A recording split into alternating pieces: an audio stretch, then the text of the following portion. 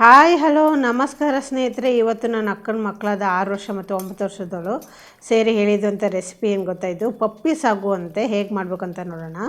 ಇವಾಗ 4 ಬಾಳೆಕಾಯಿ ತೆಗೆದುಕೊಂಡಿದ್ದೇನೆ. ಇದನ್ನು ಇವಾಗ ಸಿಪ್ಪೆ ತೆಗೆದು ಚಿಕ್ಕದಾಗಿ ಕಟ್ ಮಾಡ್ಕೊಳ್ಳೋಣ.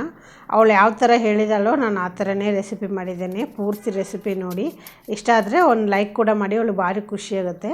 2 ಅಥವಾ 3 ಚಮಚದಷ್ಟು ಕೊಬ್ಬರಿ ಎಣ್ಣೆ ಹಾಕ್ಕೊಳ್ತಾ ಇದ್ದೇನೆ. ಇವಾಗ ಬಾಳೆಕಾಯಿ ತುಂಡುಗಳು ಹಾಕ್ಕೊಂಡು ಚೆನ್ನಾಗಿದ್ದೇನೆ. ಇವಾಗ ಕಂದು ಬಣ್ಣ ಬರೋವರೆಗೂ ಫ್ರೈ ಮಾಡ್ಕೊಳ್ಬೇಕಂತೆ.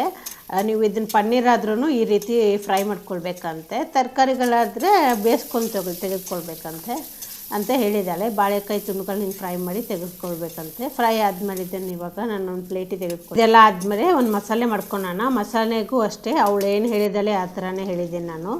ಈಗ ಕಾಯಿ ಹಾಕ್ಕೊಳ್ಬೇಕಂತೆ, ಆಮೇಲೆ ಹಸಿಮೆಣಸಿನ್ಕಾಯಿ ಹಾಕ್ಕೊಳ್ಬೇಕಂತೆ, ಅದಕ್ಕೆ ಕೊತ್ತಂಬರಿ ಸೊಪ್ಪು ಹಾಕ್ಕೊಳ್ಬೇಕಂತೆ, ಆಮೇಲೆ ಪುದೀನ ಸೊಪ್ಪು ಹಾಕ್ಕೊಳ್ಬೇಕಂತೆ, ಮತ್ತು ಬೆಳ್ಳುಳ್ಳಿ ಹಾಕ್ಕೊಳ್ಬೇಕಂತೆ, ಶುಂಠಿ ಹಾಕ್ಕೊಳ್ಬೇಕಂತೆ, ಮತ್ತು ಸ್ವಲ್ಪ ಬಣ್ಣಕ್ಕೋಸ್ಕರ ಟೊಮೆಟೊ ಹಾಕ್ಕೊಳ್ಬೇಕಂತೆ, ಆಮೇಲೆ ಈರುಳ್ಳಿ ಹಾಕ್ಕೊಳ್ಬೇಕಂತೆ. ಅಕ್ಕ ತಂಗಿ ಸೇರಿಕೊಂಡು ಹೇಳ್ತಿರೋ ರೆಸಿಪಿ ಇದು.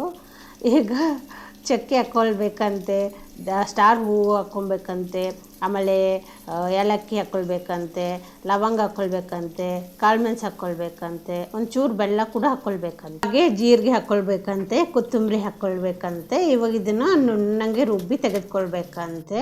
ರುಬ್ಬಿ ತೆಗೆದುಕೊಂಡ್ಮೇಲೆ ಈಗ ಒಂದು ಕಡೆಗೆ 1 ಚಮಚದಷ್ಟು ತುಪ್ಪ, 1 ಚಮಚದಷ್ಟು ಎಣ್ಣೆ ಹಾಕ್ಕೊಳ್ಬೇಕಂತೆ. ಆಮೇಲೆ ಅದಕ್ಕೆ ಸಾಸಿವೆ ಹಾಕ್ಕೊಳ್ಬೇಕಂತೆ, ರುಬ್ಬಿದಂಥ ಮಸಾಲೆ ಹಾಕ್ಕೊಳ್ಬೇಕಂತೆ. ಇದನ್ನು ಸ್ವಲ್ಪ ಚೆನ್ನಾಗಿ ಮಿಕ್ಸ್ ಮಾಡ್ಕೊಳ್ಬೇಕು. ಹಾಗೆ ಇದಕ್ಕೆ ಇವಾಗ ನೀರು ಹಾಕ್ಕೊಳ್ತಿದ್ದೀನಿ. ಸ್ವಲ್ಪ ದಪ್ಪ ಇರೋಕ್ಕೆ ಹೋಗಿ ನಾನೇ ನೀರು ಹಾಕ್ಕೊಳ್ತಾ ಇದ್ದೀನಿ. ಆಮೇಲೆ ಇದಕ್ಕೆ ನಾನು ಕೇಳಿದೆ ಉಪ್ಪು ಹಾಕಬೇಕಾ ಅಂತ ಕೇಳಿದ್ರೆ ಬೇಡ ಅಂತೆ. ನಾನು ಕೇಳಿದವಳಿಗೆ ನೀನು ಉಪ್ಪು ಹಾಕ್ಕೊಳ್ದೆ ತಿಂತೇನೆ ಅಡುಗೆನ ಅಂತ ಹೇಳ್ಕೊನೆ. ಇಲ್ಲ ಇಲ್ಲ ಇಲ್ಲ ಅಂತ ಹೇಳಿದೆ. ಮತ್ತು ಆಮೇಲೆ ಉಪ್ಪು ಹಾಕಬೇಕಂತೆ.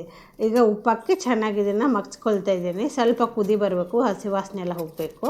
ಅದಾದಮೇಲೆ ಈ ಬಾಳೆಕಾಯಿ ತುಂಡುಗಳನ್ನು ಹಾಕ್ಕೊಳ್ತಾ ಇದ್ದೀನಿ. ಇವಾಗ ಇದನ್ನು ಚೆನ್ನಾಗಿ ಕುದಿ ಬಂದಮೇಲೆ ಮುಚ್ಚಿಟ್ಟು ಬೇಯಿಸ್ಬೇಕಂತ ಸ್ವಲ್ಪ ಹೊತ್ತು.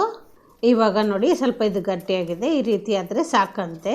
ಅವಳು ಹೇಗೆ ಹೇಳಿದಾಳೋ ಹಾಗೆ ಮಾಡಿದ್ದೀನಿ. ಒಂದು ಸತ ಮಾಡ್ಕೊಳ್ಳಿ ಹೇಗೆ ಅನ್ಸಂತ ಹೇಳಿ. ಇದೆಲ್ಲ ಆದಮೇಲೆ ತಣ್ಣಗೆ ಆಗಬೇಕಂತೆ. ತಣ್ಣಗೆ ಆದಮೇಲೆ ಚಪಾತಿ ಪೂರಿ ಜೊತೆ ತಿನ್ನಬೇಕಂತೆ. ತುಂಬ ಚೆನ್ನಾಗಿರುತ್ತಂತೆ.